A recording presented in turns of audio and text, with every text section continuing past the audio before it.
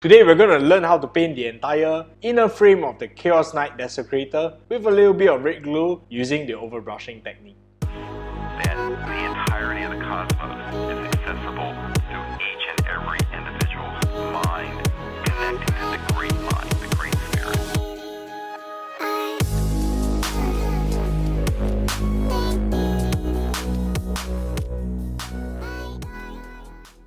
Welcome back to the channel, collectors. So today we are going to talk about how to paint the entire frame of the Knight. The entire frame of the Knight has many components, including some copper bits, and I really wanted to have a little detail such as the red glow, so that's going to be something that I'm going to do in this video. If you want to learn more about the overbrushing technique, you can check out the video where I talk about the overbrushing technique in detail right here. In this entire series, I'll be painting a Knight Desecrator using the overbrushing technique with no airbrush at all, only until the end. So if you're ready, let's paint the Knight frame right now. Alright, I know you guys are really excited. So we're going to do the overbrush Knight frame now. I'm just going to demonstrate on one component so that you guys can see. Right now, as you guys can see, I'm doing an overbrush on the Knight frame using Vallejo model color Fuel Blue. I'm currently doing it in a stipple fashion. If you're not sure about the overbrushing technique, you can check out the overbrushing video we have. It will be in the links in the description. At this point of time, you want to do this really generously. You don't want to leave any black around. I'm currently using a sort of like a round big brush to create this overbrush effect. The idea is to have the brush marks showing. And because I'm using a relatively large brush, what's going to happen is that there are going to be some nooks and crannies which will show up as black, and that's exactly what we want for this effect. Alright, so moving on, mixing in a little bit of Vallejo model color pale sand and Fuel Blue. So this is a mix of pale sand and Fuel Blue. I have not washed my brush at all. Right now I'm just going to do a more selective overbrush in the areas which would have caught the light if the carapace wasn't on. You would know that this wouldn't make sense because the carapace actually covers a lot of the top parts and these areas wouldn't have caught light.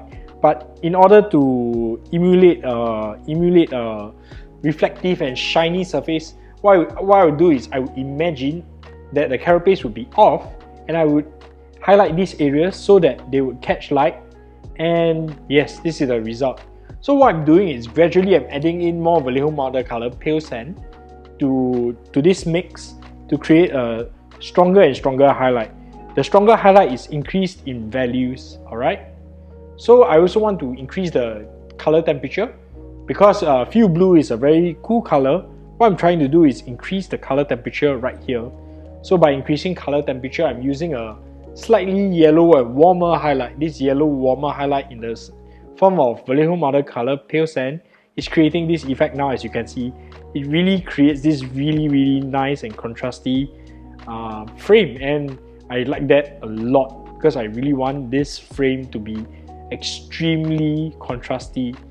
This frame will be hidden under a lot of armor, so if you make it extremely poppy and more contrast, it will really show up, as you guys can see in the final product in the Knight Desecrator. So right here, gradually adding more Vallejo color pale sand, I'm gradually having the contrast of the model looking more and more pale and looking more like steel color. And now I'm using pure Vallejo model color pale sand to create the highest highlights right here. So as you guys can see, I'm not just overbrushing the entire model with no intention. You still got to remember where the light is coming from, and with a consistent light source, this is how you create a consistent and convincing lighting image, as you guys can see right here on the pipes, on the metal frame, on the metal trusses, and many other items. You also want to be focusing on any areas with a sharp edge, because the sharp edges really make the model pop a lot more. Using this technique, it's very easy to finish the Knight frame in just one sitting. It take you an hour to finish this. Very easy and very effective too. If you're enjoying yourself, now it's a good time to check whether you have liked and subscribed, because you really help the channel, and I really hope you enjoy the content. Alright, so gradually adding a little bit more Vallejo model color ivory, I'm creating an extreme highlight right now.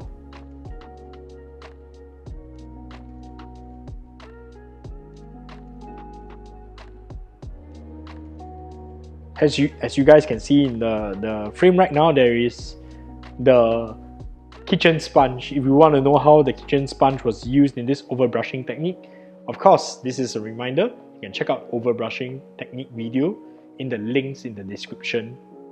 That's how the overbrushing was done. Alright, so as you guys can see right now, the frame is looking kind of cool, and we are going to be going with an overall wash of Games Workshop REIKLAND FLESHSHADE. This Games Workshop REIKLAND FLESHSHADE is a slightly orangey tone, and will reduce the values very slightly, but I feel that with a wash it really smoothens out the surface.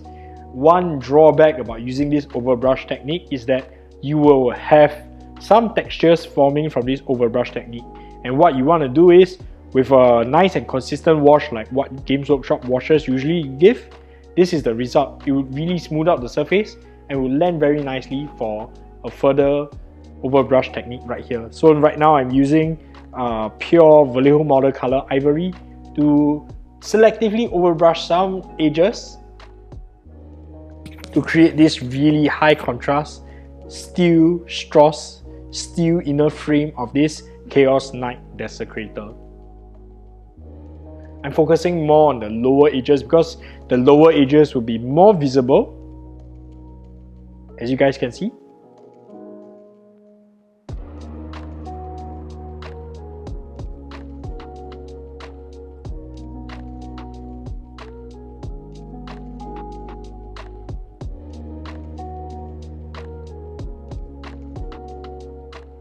Alright, so moving on, what we're going to do here is we're going to re-emphasize some of the copper areas also. So right now I'm using a mix of orange brown, Vallejo model color orange brown with ivory to create a highlight. I found that this stage is not really effective. After this, I'll just go over with a glaze of contrast paint. I'm using DARKOATH Flesh, and I feel that DARKOATH Flesh creates a very convincing copper color. I find that while the effect is not very obvious here, it's still equally important to pick up some different colored components, such as different colored pipes, different colored cylinders, because this really breaks apart the entire surface, because now the entire surface is just blue and grey. You want to break it up with different colors to improve the visibility and improve the readability of the individual components on this metal frame which is on the Knight. Of course, why am I placing so much emphasis on the internals of the Knight? Because I think it really adds to the narrative feel, and if you look closely at the model and you can see all these little details pop, Games Workshop actually made all these details pop. And yeah, you should really re-emphasize this. As you guys can see, the previous step, you can just mitigate that, just wash it over with DARKOATH Flesh, and you'll get a really nice and convincing copper color. But it's important that before you do this copper color, what is important is that the values are correct before you put on the this DARKOATH Flesh. I'm re-emphasizing some of the highlights using Vallejo model color ivory, and yep, picking out some little details, reinforcing some of the highlights which nobody will see anyways. And now I'm using KIMERA Red. With pure KIMERA Red, I'm just base coating anywhere with glowing internals. And this is kind of extreme step, but you gotta thin down the paint slightly so that it's almost like a wash. You want this wash really thick, and you want the wash to accumulate in the recesses. This is one of the very few times that I would allow the recesses to be accumulated with this red paint. Normally, we want to retain as much of the detail as possible. However, at this stage, you will see why this is important. We want to have the red showing underneath, and we're just going for a quick overbrush afterwards, and you can see the very attractive results, which will show in just a little bit. So at this stage, you want to be covering a lot of the internals. This is to simulate that there's this really hot engine that's glowing from within.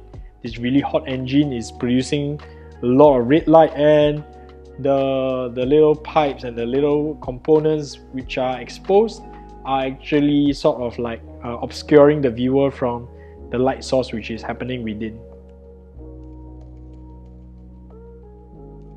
So at this stage, remember that you want to have it really thick like a wash, but not too thin to the point that it doesn't have any opacity. Some degree of opacity is still needed for this.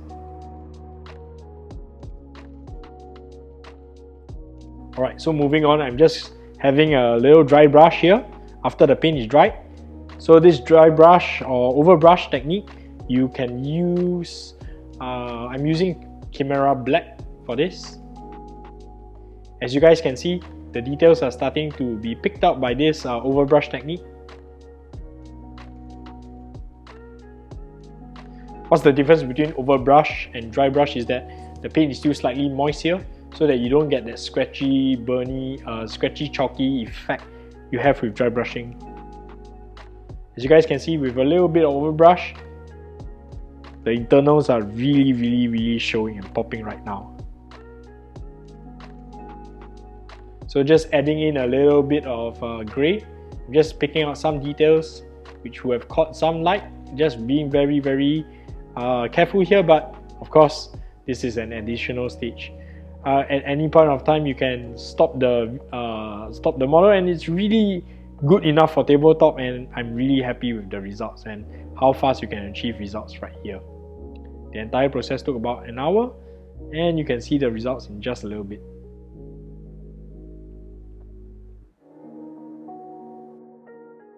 So as you guys can see, the Chaos Knight frame has been painted, and the effects are really awesome and super contrasty, which is why I really like it. What do you think? Let me know in the comments below. There are many more videos coming up for the Chaos Knight Desecrator, so you should check out the playlist right in the description below. I'd like to thank my patrons for allowing me to do this and supporting the channel, which allows me to produce these videos. In the next video, we're going to do something slightly different. We're going to talk about how I repose the Chaos Knight Desecrator. I find the Chaos Knight Desecrator in its stock pose a little bit static, so I want to add a little bit of movement to the entire Chaos Knight Desecrator. I want to take this opportunity to thank my patrons. Because of their support, I'm able to paint and create these videos for all you guys. If you want to support the channel, do head on to the Patreon, and this month's exclusive Patreon video, we're going to talk about overbrushing and how to take this technique to the next level.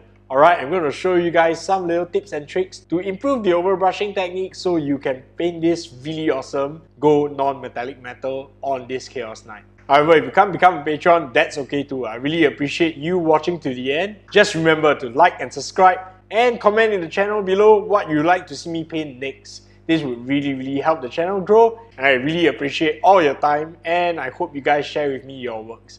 I hope to see you in the next video, and check out the Chaos Knight Desecrator playlist in the description below.